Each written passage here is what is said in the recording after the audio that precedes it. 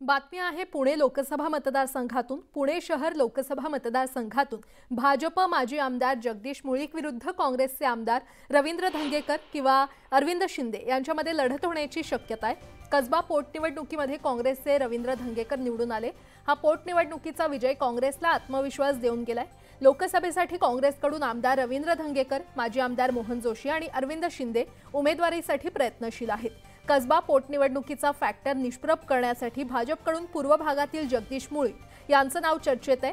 वडगाव शेरी मतदारसंघ हा एकेकाळी काँग्रेसचा बालेकिल्ला होता। त्या मतदारसंघात जगदीश मुळीक यांनी कमळ फुलवलं। तसंच मेधा कुलकर्णी यांच्या रूपाने भाजपने राज्यसभेवर पुणे शहराच्या पश्चिम भागाला संधी मिळाली आहे आणि त्यामुळे आता लोकसभेसाठी पक्षाला पूर्व भागाचा विचार करावा लागण्याची शक्यता आहे। त्यामुळे पूर्व भागातील वडगाव शेरीचे माजी आमदार जगदीश मुळीक यांचे पारडं आता जड आहे।